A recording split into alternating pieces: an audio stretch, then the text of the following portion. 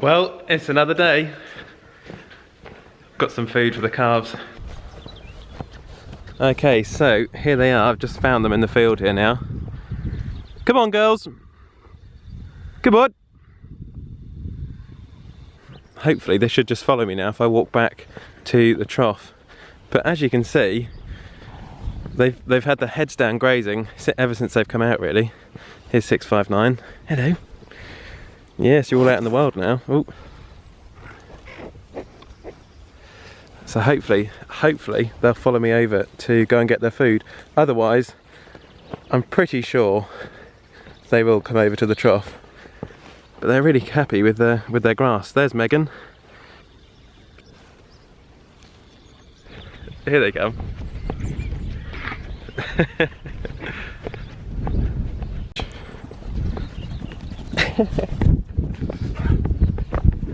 And there we go. Lovely. Happy to have a bit of food, aren't you, girls? Right, I'll just leave them there. They seem to have settled in on their new field here, so yeah, I think it's going pretty well with the calves.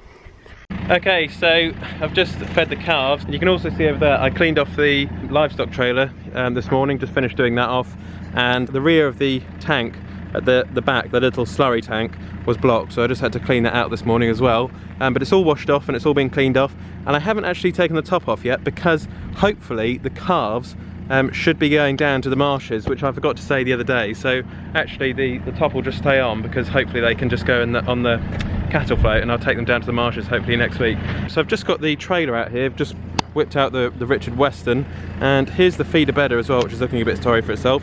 It needs a good clean down and taking out of winter mode, really.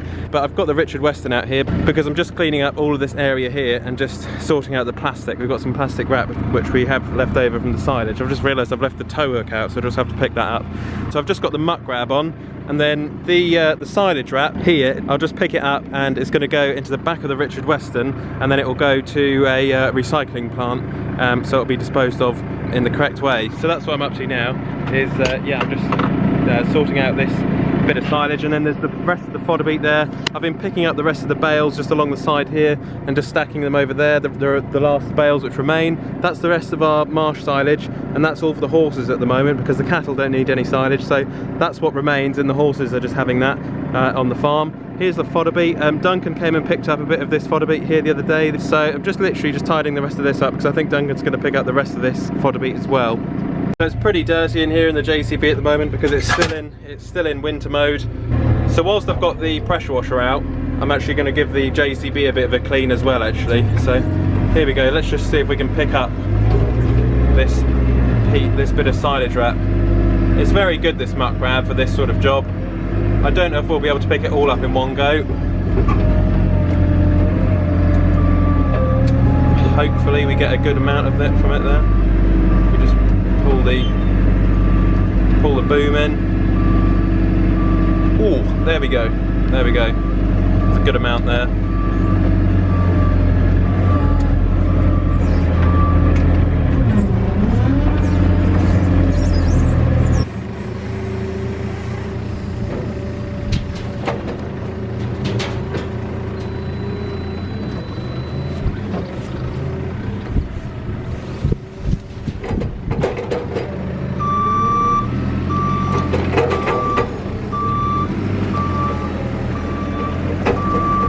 Okay, so I've now pretty much filled the trailer up with the silage wrap, as you can see there, and it's been a bit of a nightmare to actually get it from there all the way over to there without spilling little bits everywhere. There's still a few little bits which I'll just go and pick up in a bit, but I think on the whole, generally, I don't think I've done too bad a job of getting it into the back of the trailer there. I'll just pitchfork some of the rest of that wrap in the back there, but now I'm just moving these bales, as you can see just here, and I'm just taking them away and stacking them over in the distance there.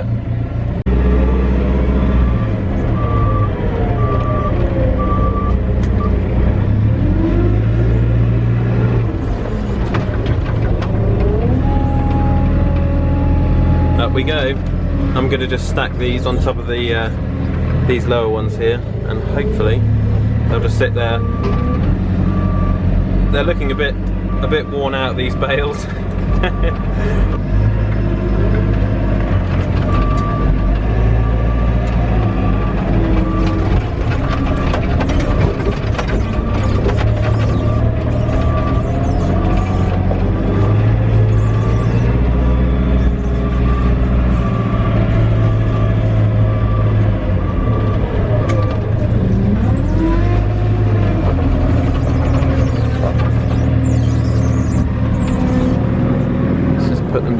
nice and steadily. Oh, lovely. Look at that.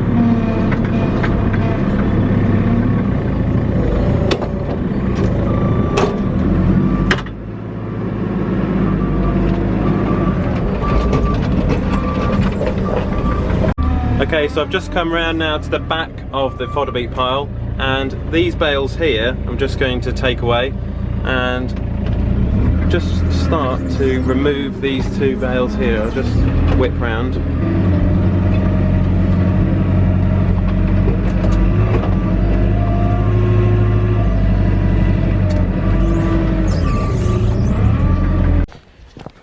Okay, so a little update for you here. So I've just removed all of the bales around the old fodder beet clamp here, which was used for the last winter, which the winter we've just had. And as you can see, I've just removed all of the bales along here, and I've just taken them away, pushed a bit of the fodder beet in there so that Duncan can come and pick up the rest of this fodder beet. I'm pretty sure he's picking it up, so that's where that's gone. And the rest of the silage wrap is now put away into the trailer there. Obviously there's the livestock trailer which I've washed off. I've just moved the feeder beddar over there for the meantime before it has a good wash down and a bit of a service this week. And here is the rest of the straw which I've stacked up in a little pile there just out of the way. And I've just got the JCB now across the road back down near my workshop, and I'm just washing it off and taking it out of winter mode, if you like, and giving it a bit of a clean up and a grease. So that's what I'm up to now. But hasn't it really tidied the place up, just doing that job? Oh yes, on the floor. I think once all of the fodder beet's been removed and everything, I generally speaking, I always have a good clean up around here and a good sweep, just to keep everything nice and tidy around here. And then where that silage is over there, once that's all been used up, I'll just level all of that area out with the JCB and bucket.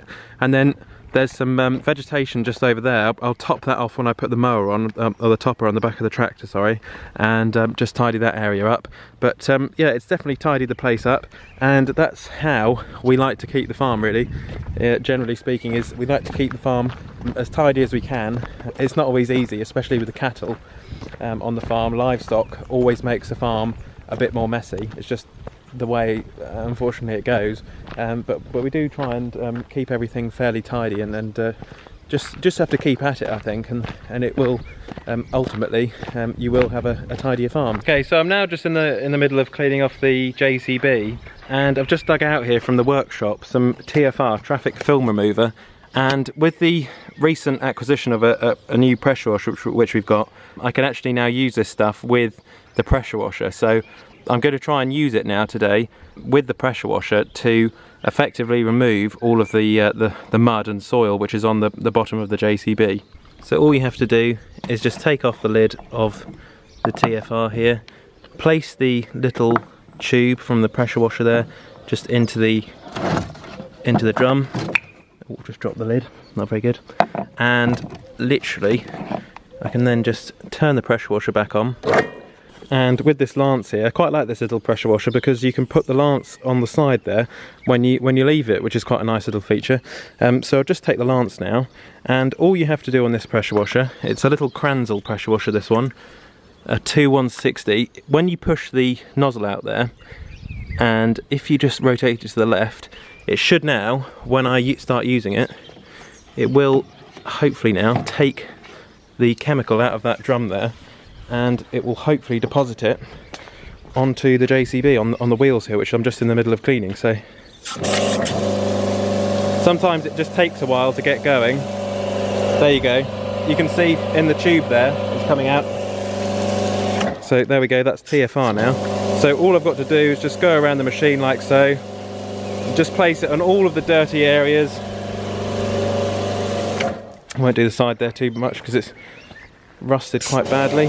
So I'll just do this top bit here, and any other areas which I think need doing, which are quite bad with just soil and muck, just tidy them up.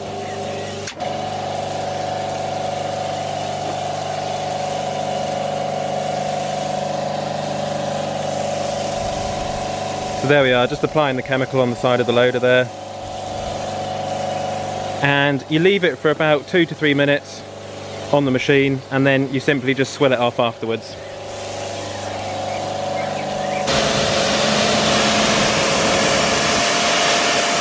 So there we go. I'm just going to leave it to soak actually, and I've just tried my best really to give it a good wash off, but I'll leave it tonight in the shed, and then tomorrow I'll have another go at it, and I think I should be able to finish it all off tomorrow and get it looking nice again.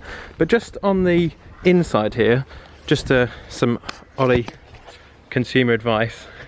I've just noticed with JCBs over the years that anything yellow, generally speaking, is good. The paintwork, it will stay good like that, generally speaking. But if it's black, you get a lot of this sort of bad rusting here on the insides of the arches here. And it says on the bottom here, a great British product, or it used to. And I think that just kind of says it all really about the bottom of this section, because it's a bit of a disgrace really.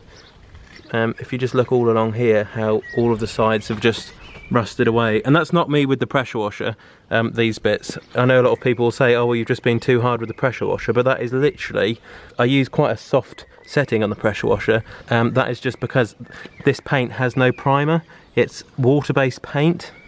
Just go to the door here, I'll just show you here, look, on the side of the door, you can just see the rust is already starting to get in on the door as well. So for example, on the side here, look, we've got it rusting in, all starting to rust here as well. And this is only a 2.5-year-old machine, it's not that old.